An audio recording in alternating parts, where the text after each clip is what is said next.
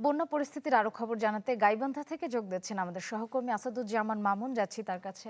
মামুন, বন্যার পানির এখন কি পরিস্থিতি আর স্থানীয় বাসিন্দারা এই পরিস্থিতি কিভাবে মোকাবেলা করছে জানাবেন।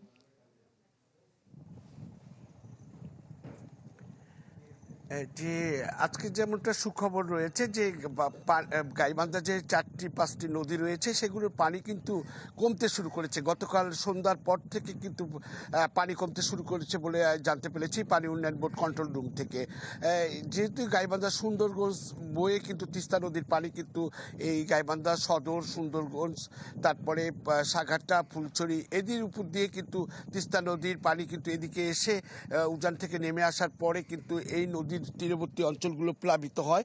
এখনও কিন্তু গাইবান্ধার যে নদীর পানি কমলেও কিন্তু এখনও যে ফসল রয়েছে, পাট ক্ষেত রয়েছে, সেগুলো কিন্তু নদীতে নিমজ্জিত রয়েছে।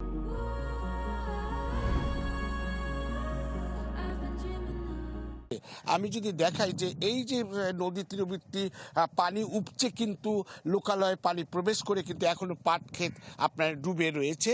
এটা গাইবান্ধার ফুলছড়ি উপজেলার নদী, যমুনা নদী। এই যমুনা নদীর পানি কিন্তু তলিয়ে গেছে। পাশাপাশি এই ভাঙন, ভয়াবহ ভাঙন দেখা দিয়েছে এই 4টি উপজেলার।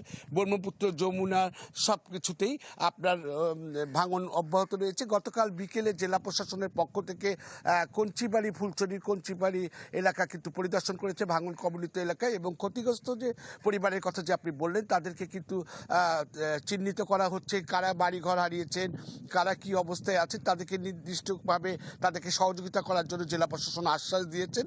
পাশাপাশি এই দুর্গত ভাঙন কবলিত মানুষজন আপনার হচ্ছে এখানে দুর্ভোগের মধ্যে আছেন এবং তারা বাড়িঘর নিয়ে খোলা আকাশের নিচে জীবনযাপন করছেন। চর অঞ্চলেও আপনার হচ্ছে অনেক জায়গায় কিন্তু মানুষজন কিন্তু খুবই দুর্বিষহ জীবনযাপন করছেন। এখন পর্যন্ত কেউ কিন্তু খোঁজ খবর নেয়নি বলে তারা এমনটা অভিযোগ জানিয়েছেন এবং কোনো সাহায্য সহযোগিতাও পাননি। ধন্যবাদ মামুন। দর্শক, বন্যা পরিস্থিতির খবর জানতে আমরা যুক্ত ছিলাম গাইবান্ধায়।